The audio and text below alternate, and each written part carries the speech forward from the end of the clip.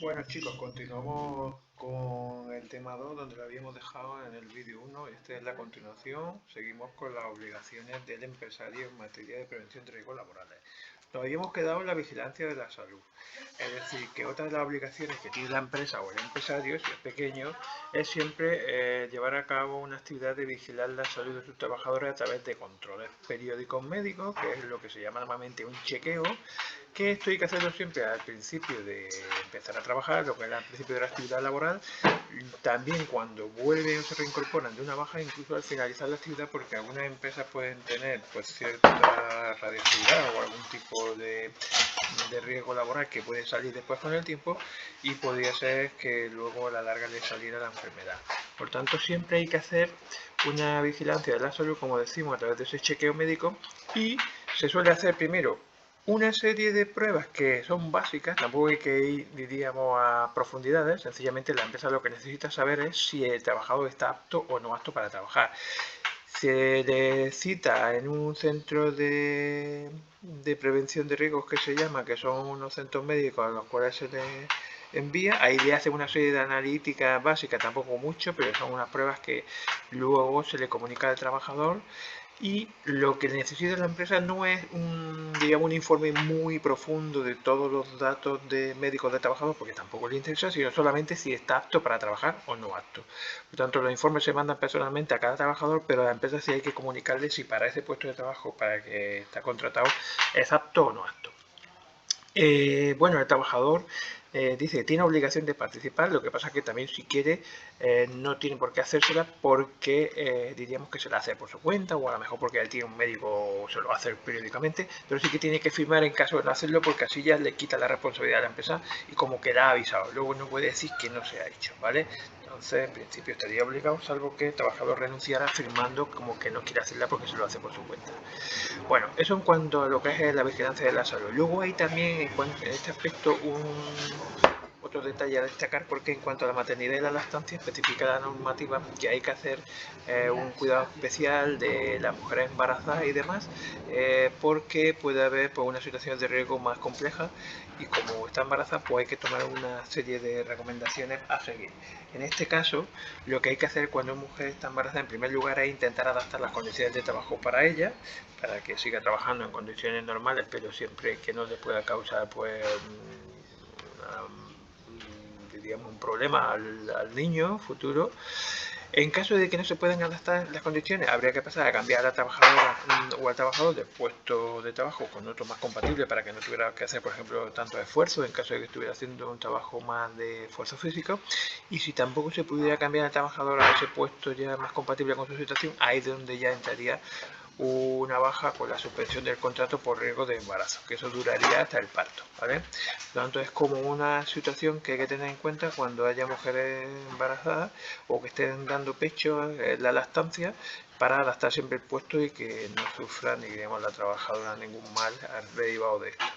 Y en cuanto a los grupos especiales de riesgo que hay que proteger, pues sí que hay que hacer mención a los menores, porque los menores sabéis que se puede trabajar con más de 16 años y menos de 18 con consentimiento de representante legal. Y evidentemente, pues estos menores, lo que dice la ley, que no pueden trabajar en trabajos peligrosos, ¿vale? Hay que hacer siempre una evaluación de los riesgos que hay, y cuando estén trabajando estos menores, quitarle los trabajos peligrosos. Tampoco pueden hacer horas nocturnas ni horas extraordinarias, ya lo veremos en otra lección, pero ahora no viene al caso. Y los trabajadores contratados por empresas de trabajo temporal, que son la ETT, sabéis ya cómo es, la habéis escuchado quizás alguna vez. ETT significa empresa de trabajo temporal. Estas empresas que lo que hacen es contratar a unos trabajadores para cederlos a otras, que se llaman empresas usuarias. Están obligadas a informar y a formar al trabajador siempre en cuanto a la salud y a lo que es la prevención de riesgos laborales. La empresa usuaria es la que realmente desarrolla el trabajo, el trabajador contratado. También tiene una obligación de informar de las condiciones en las que va a trabajar y de lo que es todo lo que concierne al puesto de trabajo en el que va a desarrollar su labor. Y lo que dice la ley es que están prohibidos los trabajos peligrosos también para estos trabajadores de trabajos temporales, porque para eso se necesita pues otra serie de circunstancias y trabajadores más experimentados. Bueno, esto sería en cuanto a la protección de la salud, tanto de maternidad como de trabajadores contratados por empresa temporal y menores que tienen que tener unas características recogidas por la ley para saber actuar en cada momento. Bueno, pasaríamos ya a lo que es propiamente dicho las obligaciones y responsabilidades de los trabajadores. A ver, los trabajadores evidentemente tienen también unas obligaciones básicas como, aparte de trabajar, pues lo que viene en la normativa. Viene aquí explicado en el libro, ya sabéis que en principio siempre tienen que saber usar adecuadamente los equipos de protección individual, que son los EPI, ¿vale? Así como las máquinas y las herramientas en función de la información y de la formación que le hayan dado para su manejo. Evidentemente tampoco deben de poner nunca fuera de funcionamiento los dispositivos de seguridad, es como una obligación que tienen de actuar bien conforme a los parámetros de las diligencias de la buena fe y de no hacer daño a la empresa. Otra de las obligaciones de los trabajadores es informar siempre de inmediato o a los delegados de prevención en caso de que se vea o se detecte cualquier riesgo. Evidentemente, si se pone en peligro la vida de un trabajador o de la propia empresa porque se esté viendo que hay un riesgo inminente, tiene obligación de comunicarlo a su superior, en este caso al empresario o al delegado de prevención. Y finalmente, otra de las obligaciones del trabajador es siempre cooperar en materia de prevención, porque tiene que saber pues avisar, incluso pues proponer medidas para mejorar la prevención. En cuanto a las responsabilidades que podrían tener ya en materia preventiva, tanto los empresarios como los trabajadores, pasaremos a ver primero la de los trabajadores, ya que está relacionado ahí en el libro. Ya sabéis que los trabajadores tienen, hemos visto antes que tienen unas obligaciones y por tanto si incumplen esas obligaciones, ¿vale? Pueden ser sancionados. Hay como una especie de gradación de menos a más, que son las faltas leves, después serían graves y muy graves. Una cosa como el instituto, más o menos, ¿no? Es decir, a veces pues si son pequeñas cosas pues serían leves, si ya la cuestión va aumentando porque se hace más grave, porque hay insulto o algo, ya sería diríamos una falta grave y ya se tomarían, ahí entrarían ya algunas sanciones, pues como por ejemplo suspensión de empleo y sueldo durante un día o varios días, y muy grave pues ya sería pues insultos graves o agresiones al empresario, y entonces en ese caso ya habría que consultarlo siempre al convenio colectivo, que es donde se recogen lo que son el castigo que tienen estas situaciones que podrían llevar, fijaros, al final incluso al despido. Por tanto, diríamos, las faltas que vaya cometiendo el trabajador, que pueden ser leves, graves o muy graves, pueden ir desde una amonestación verbal, que es como una pequeña regañina de que, bueno, que no lo vuelvas a hacer, que esto no está bien, hasta incluso el despido. La empresa puede despedir a un trabajador perfectamente, por ejemplo, por no ponerse el casco, por no llevar a cabo las medidas de seguridad. Incluso el trabajador puede tener responsabilidades penales porque si agrede al empresario, pues evidentemente pues es un delito y podría tener un juicio por eso, ¿vale? Entonces, eso sería en cuanto a las obligaciones del empresario, perdón, del trabajador en materia laboral.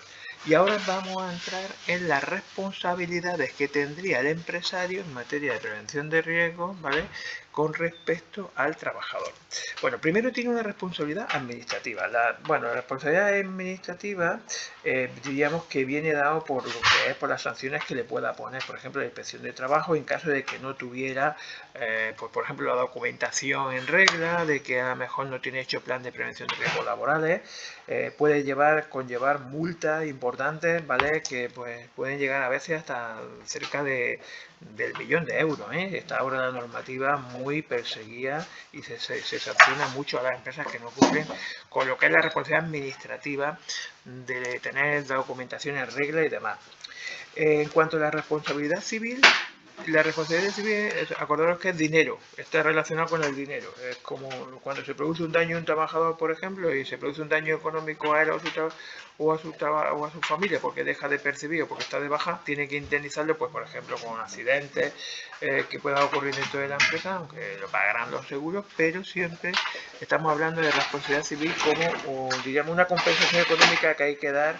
Esto es igual que los accidentes de tráfico, es decir, siempre la responsabilidad civil está relacionada con indemnizaciones de dinero derivadas a veces también de responsabilidades penales, porque aquí otra de las responsabilidades que tiene el empresario sería penal en caso de que pusiera en peligro grave la vida o la salud del trabajador.